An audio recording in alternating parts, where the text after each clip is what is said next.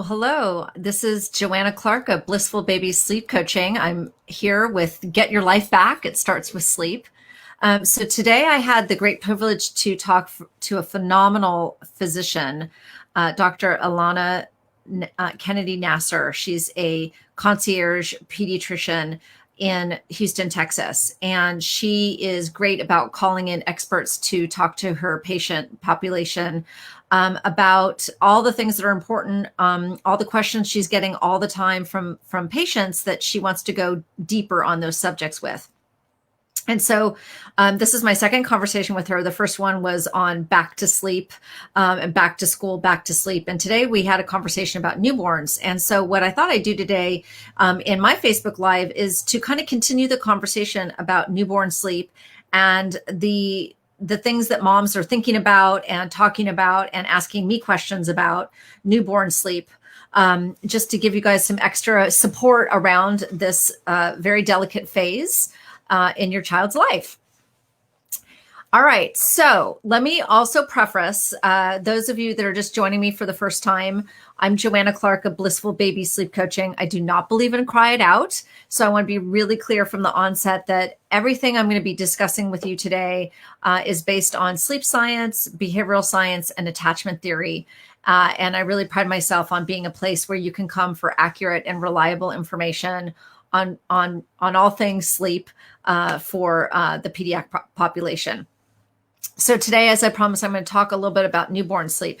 So let me start with this. Let me give you kind of an overarching understanding. So in the world of sleep science, the newborn phase is 0 to 6 months. So it is a very long, extended phase that has kind of its own unique attributes regarding sleep patterns.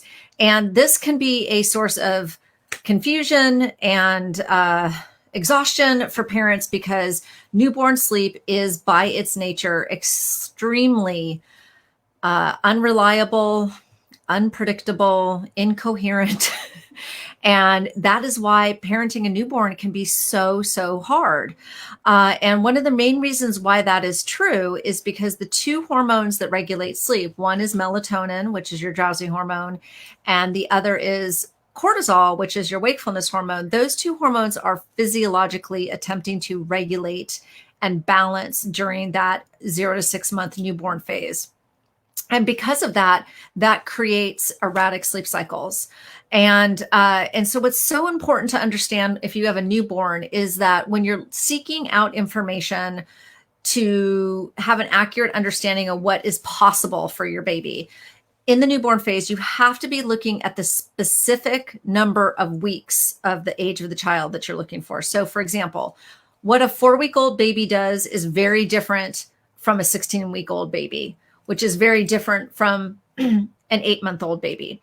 And so what happens to a lot of newborn moms and parents by accident is that when they're going to Dr. Google in the middle of the night, they're just saying, baby sleep, and they're getting ideas and recommendations, but they're not recognizing that they're probably not getting accurate and reliable information on the specific age and stage that their newborn is in. Because again, newborn sleep looks very different than children that are babies that are between the ages of 6 and 12 months.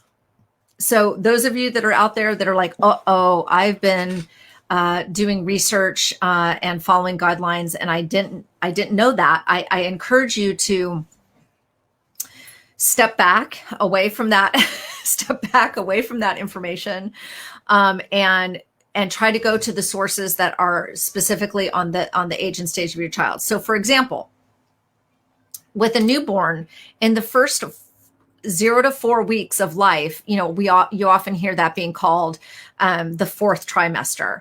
And in that phase, like the babies are really sleeping all the time, and they're barely awake. And so sometimes we're lulled into thinking, oh, wow, this is so easy, because they're sleeping all the time. In fact, they're sleeping 16 to 18 hours within a 24-hour time frame.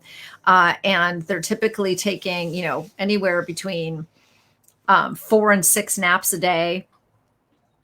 And during this 0 to 6 months, 0 to 4 weeks, which we often call the 4th trimester, a really good solution is Dr. Karp's work, which is Happiest Baby on the Block. You've probably heard of the 4 S's. This is a great way to help your baby sleep better and help and have some really great recommendations for how to soothe your baby during those first 4 weeks. Again, Dr. Karp, Happiest Baby on the Block. If you go to that website, you will see that you can have an instant download on the videos on the 5 S's, and that is a great resource. And many times dads are phenomenal at employing the 5 S's and really helping bring some care and comfort to the newborn in 0 to 4 weeks.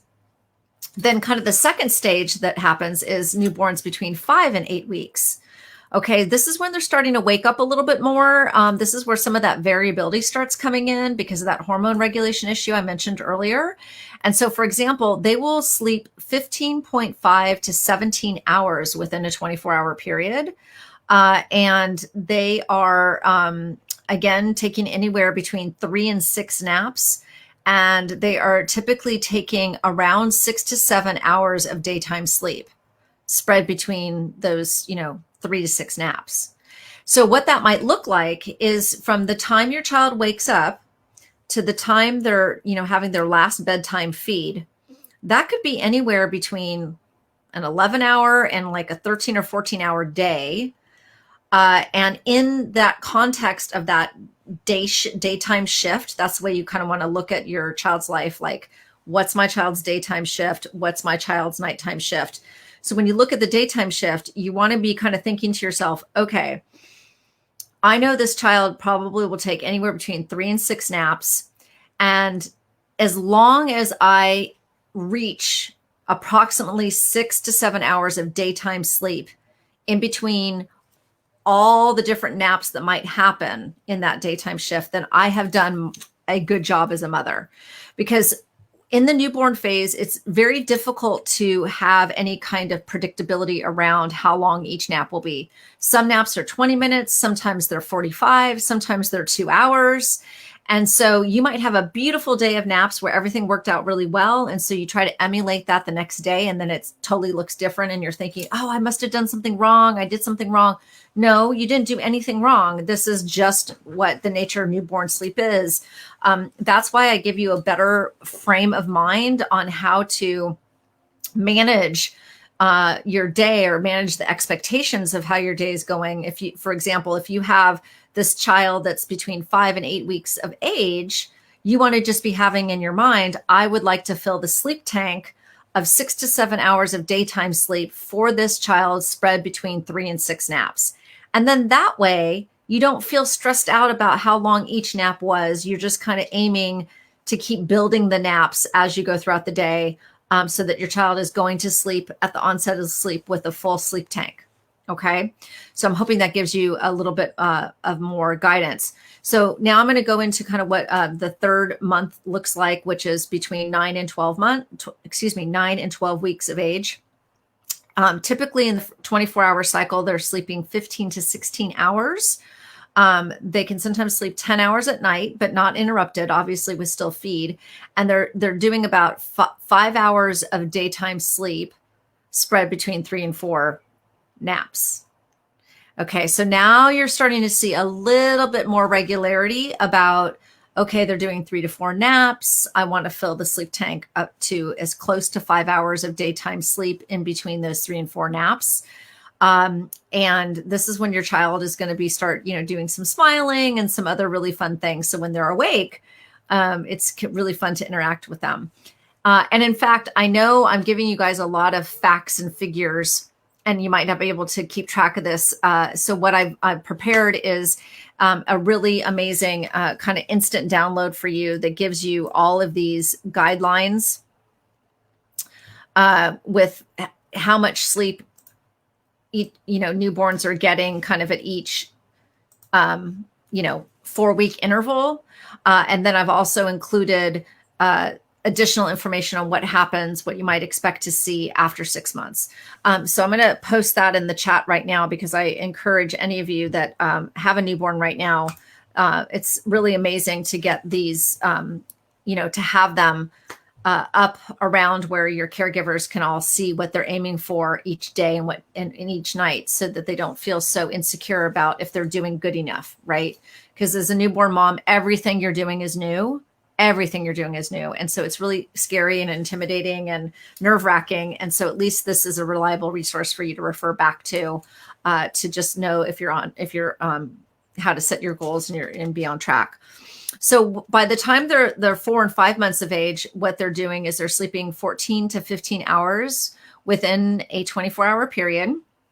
And yes, that means that they're sleeping longer periods at night, like 10.5 hours of nighttime sleep. Again, in this 4th and 5th month, they're absolutely still doing nursing.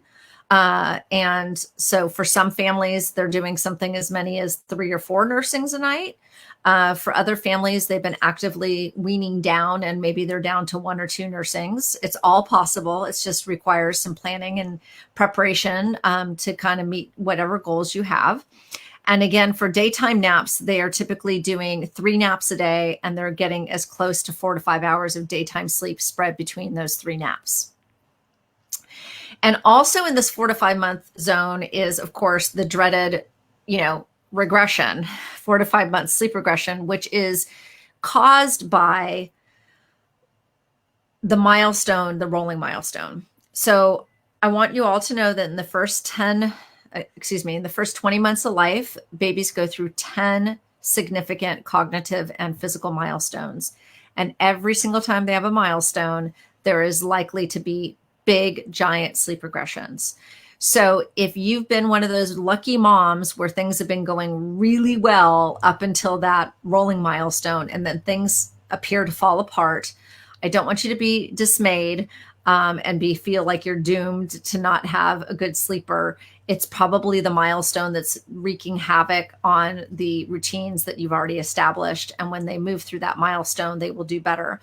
One resource that I do want to make sure that you all know as a newborn mom is definitely to get both the hard copy as well as the app, the Wonder Weeks. This is a phenomenal resource for you to understand what milestones are coming for your child, so that you're not, surprised when sleep starts to fall apart. You can see what's coming, and you can start to understand all the incredible developmental changes your child is going through, and how beautiful these milestones really are. And yes, they're hard during the time that your child is learning these new skills. They tend to, cause a child to be crying, clingy, needy, resisting naps, not eating very well, lots and lots of arousals at night, where even if you go in and try to caretake them, they really are almost rejecting you. It is a difficult time. But if you have the Wonder Weeks, both in the app as well as in the book, it's going to help you have more perspective about what's happening, so that you're not getting too discouraged when those milestones come. And so again, and then in this handout that I prepared for everybody, 6 months and beyond, by 6 months, typically they're sleeping or can sleep 11 hours at night. And they're typically taking 3 naps a day all the way up until 10 months. So between 6 and 10 months, they're taking 3 naps a day. And they're typically doing about anywhere between 2.5 to 3.5 hours of daytime sleep spread between 3 naps, between 6 and 12 months. So I'm hoping that some of this material was useful to you and interesting to understand how sleep evolves and stretches as those hormones, melatonin and cortisol, start to begin to balance and regulate, and offer you, the parent, longer nighttime stretches and more reliable and predictable naps. And so those of you that are newborn moms, my biggest advice to you is really get focused on developing kind of your team of reliable and accurate resources. So that would be your pediatrician, your lactation consultant if you're a nursing mother. Make sure you might have a counselor on call in case there's some postpartum depression or anxiety that's starting to creep in, which, by the way, all mothers are at risk 12 months after after birth. So you want to be ever watchful for that. And then, be make sure you find some books or some resources that you're going to consistently, that you feel really good that that information is helping you.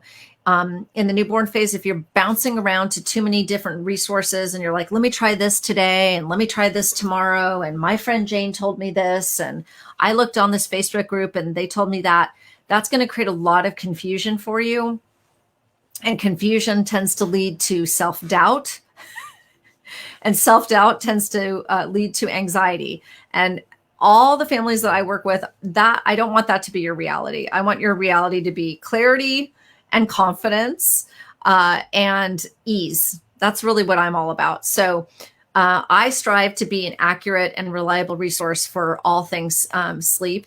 And so if you want to, follow me or read my blogs, I really try to make a huge effort to cross-reference resources, and everything I do is based on sleep science and behavioral science.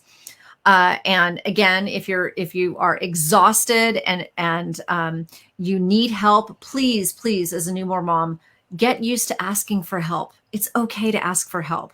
And as a sleep coach, I love talking to newborn moms because I want to support you so that you can have the optimal parenting experience and enjoy this miracle that you have, which is your new baby. So thank you so much. And hopefully you will enjoy this instant sleep guidelines that I prepared for you, and it will help you bring clarity and ease to your days parenting your newborn. Okay, take care.